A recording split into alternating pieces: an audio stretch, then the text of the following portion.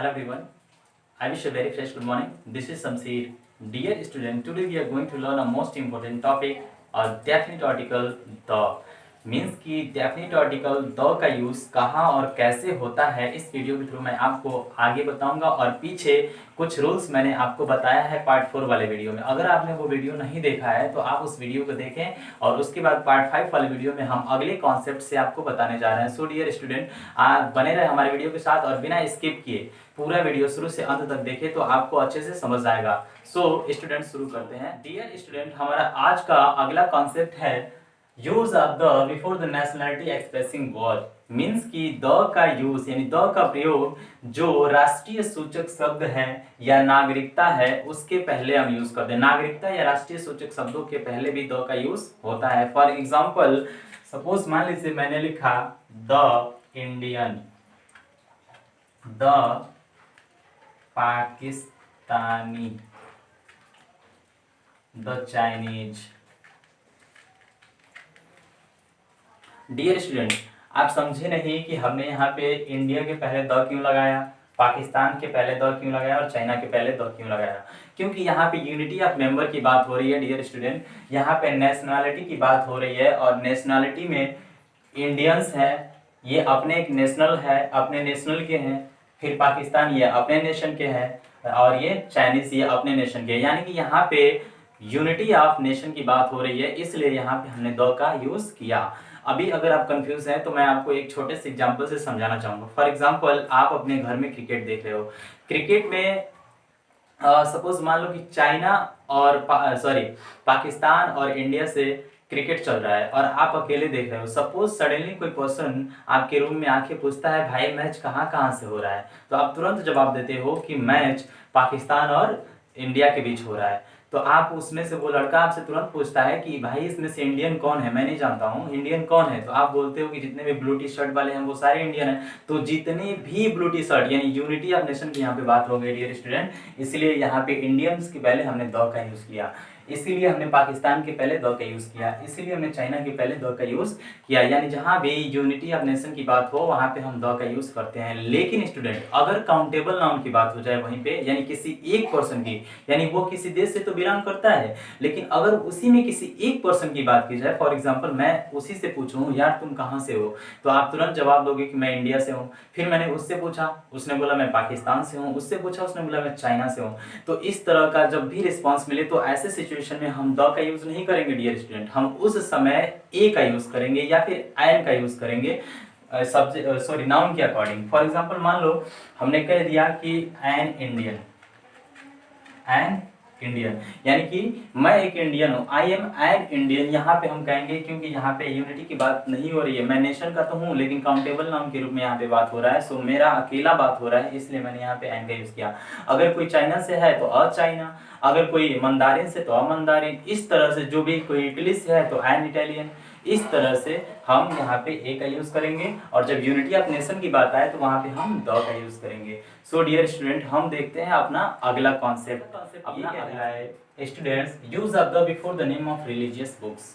यानी कि जितनी भी धार्मिक किताबें हैं, जितनी भी धार्मिक या पवित्र ग्रंथ हैं, उनके नाम से पहले हम द का यूज करते हैं। यानी द यानी डेफिनेट होता है, इसलिए हम द का यूज करते हैं। अब कोई भी चीज़ यानी जो धार्मिक किताबें हैं उन सभी में कुछ ना कुछ खास होता है, कुछ ना कुछ ही नहीं बल्कि बहुत कुछ खास होता है। उसमें हमारे संपूर्ण जीवन वृत्तांत का उसमें सार मिलता है।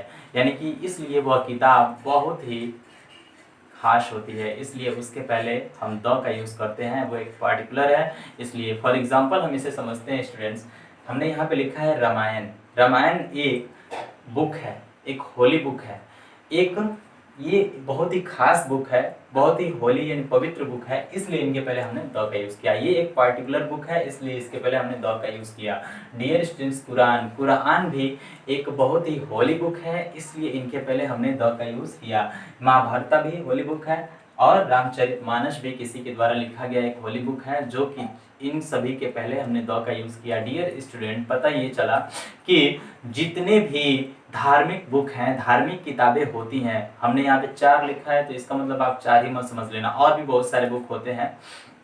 तो जितनी भी धार्मिक किताबें होती हैं उनके नाम से पहले हम द का यूज़ करते हैं। लेकिन अगर बात की जाए स्टूडेंट, हमने यहाँ पे द का यूज किया है, लेकिन अगर बात की जाए लिखने वाले लेखक की बात की जाए, यानी कि जो बुक को लिखा है उसकी बात करें, तो वहाँ पे हम द का यूज नहीं करते हैं स्टूडेंट। अगर हम वहाँ पे द का यूज करेंगे तो हमारा सेंटेंस रॉन्ग हो जाएगा। वहाँ पे हम पोस्टॉफी एस का यूज करते हैं। किसका यूज करते हैं? पोस्टॉफी एस का, या फिर ऑफ का यूज करते हैं स्टूडेंट।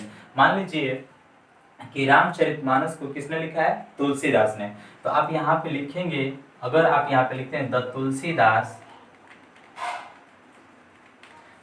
फिर यहाँ पे लिखते हैं द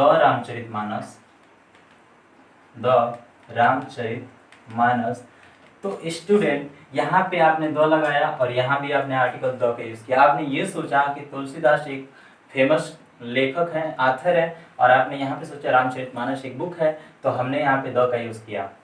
लेकिन ये सेंटेंस आपका रॉन्ग हो जाएगा। क्यों हो जाएगा? क्योंकि स्टूडेंट रूल ये कह रहा है कि रामचरितमानस जो है, अगर अकेले आया है, इसका लिखने वाला जो इस बुक को लिखा है उसका नाम नहीं आया है, उसके साथ नहीं आया है, तो हम यहाँ पे द का यूज कर सकते हैं।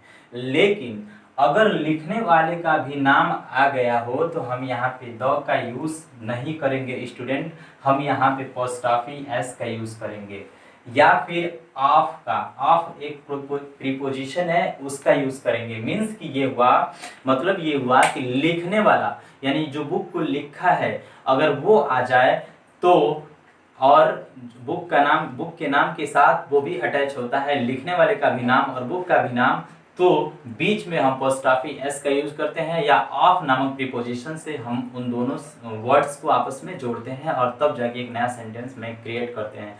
डियर स्टूडेंट, अगर आप यहाँ पे पोस्टॉफी एस या ऑफ के बजाय आप द लगाते हो तो आप रॉन्ग हो जाओगे। और डियर स्टूडेंट, अगर अकेले आया है, सिंगल आया है बुक का नाम, तो आप वहाँ पे द का यूज कर सकते हो। लेकिन अगर लेखक के साथ आया है तो आप वहाँ पे द का यूज नहीं, पोस्टॉफी एस या ऑफ नामक प्रीपोजिशन का यूज करेंगे। डियर स्टूडेंट, अब बात करते हैं हम अपने अगले टॉपिक या अगले कॉन्सेप्ट, या हमारा अगला कॉन्सेप्ट है कि use of the before the name of directions.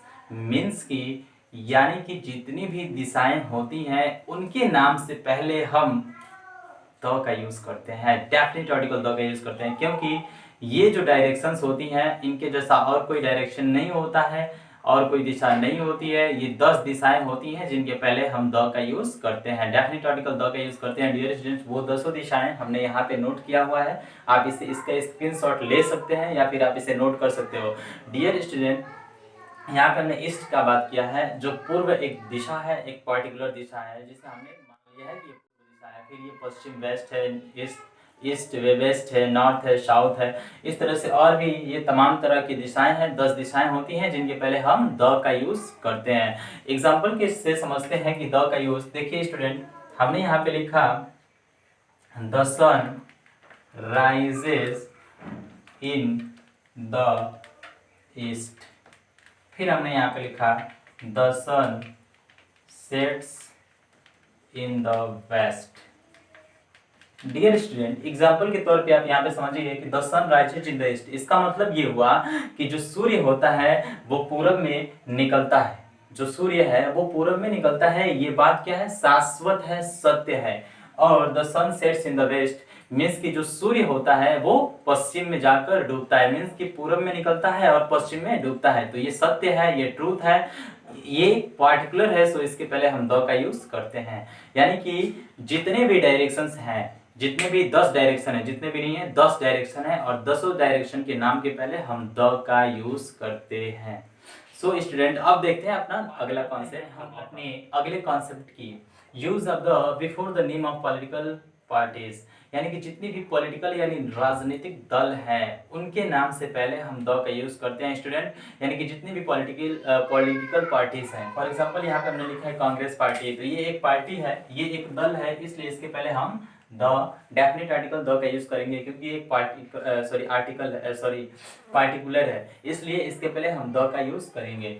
BJP मतलब भारतीय जनता पार्टी, ये भी एक पार्टी है, इसलिए इसके पहले हम द का यूज करेंगे। जनता दल, इसलिए इसके भी पहले द डेमोक्रेटिक पार्टी, इसके भी पहले द कम्युनिस्ट पार्टी। यानी कि जितनी भी पार्टी है, जितने भी दल हैं, जितने भी राजनीतिक दल हैं अपने देश में या फिर किसी भी देश में, जो भी राजनीतिक पार्टियां होती हैं उनके भी पहले हम द का यूज करते हैं स्टूडेंट, क्योंकि वो पार्टिकुलर होता है, विशेष होता है, वो खास होता है, इसलिए हम उसके पहले द का यूज करते हैं। यानी कि सारी पॉलिटिकल पार्टीज के पहले हम द का यूज करेंगे। आइए स्टूडेंट, हमारा अगला कॉन्सेप्ट ये कह रहा है कि use of the before the name of desserts, means कि जितने भी डेजर्ट्स हैं, जितने भी थार हैं, जितने भी मरुभूमि हैं, जितने भी मरुस्थल हैं, उनके नाम से पहले आप डेफिनेट आर्टिकल द का यूज करेंगे। क्यों? क्योंकि वो भी एक पर्टिकुलर प्लेस है। सो डियर स्टूडेंट, बात करते हैं एग्जांपल्स की। द सहारा डेजर्ट यानी सहारा का रेगिस्तान, अरबियन डेजर्ट अरब का रेगिस्तान, थार का रेगिस्तान और कालाहारी का रेगिस्तान। यानी कि ये सभी डेजर्ट है और डेजर्ट्स के नाम से पहले हम द का यूज करते हैं। जो भी डेजर्ट हो और कहीं का भी वो डेजर्ट हो, चाहे किसी भी कंट्री से वो बिलोंग करता हो या फिर अपने कंट्री का हो, कहीं का भी हो, उसके नाम से पहले हम द का यूज करेंगे। डियर स्टूडेंट, आप इसको ऐसे भी लिख सकते हो, गलत नहीं होगा। आप इसको ऐसे भी लिख सकते हो, द डेजर्ट ऑफ सहारा। आप इसे ऐसे भी लिख सकते हैं, सहारा का रेगिस्तान हो गया। ये भी आप इसको भी ऐसे लिख सकते हैं, द डेजर्ट ऑफ अरबियन, यानी कि अरब का रेगिस्तान। इस तरह से जितने भी रेगिस्तान है, आप यहाँ पे डेजर्ट के पहले भी डेफिनेट आर्टिकल द का यूज कर सकते हो, इसमें कोई प्रॉब्लम नहीं है, इसमें ये सेंटेंस रॉन्ग नहीं होगा आपका। सो डियर स्टूडेंट, इसका मतलब ये हुआ कि जितने भी थार है, जितने भी मरुस्थल है, जितने भी मरुभूमि है, यानी कि जितने भी रेगिस्तान है, आप उनसे पहले, उनके नाम से पहले आप डेफिनेट आर्टिकल द का यूज करेंगे, क्योंकि वो पार्टिकुलर। डियर स्टूडेंट, अगर आपको हमारा ये वीडियो अच्छा लगा है तो आप हमारे वीडियो को लाइक करें और साथ ही साथ हमारे चैनल मॉडर्न इंग्लिश को सब्सक्राइब करें और बेल आइकन को भी दबा दें, ताकि हम जितना भी वीडियो अपलोड करें उसका नोटिफिकेशन सबसे पहले आप तक पहुंचे। और सो डियर फ्रेंड्स, आप इसे शेयर करना बिल्कुल ना भूलें। सो आज के लिए इतना ही।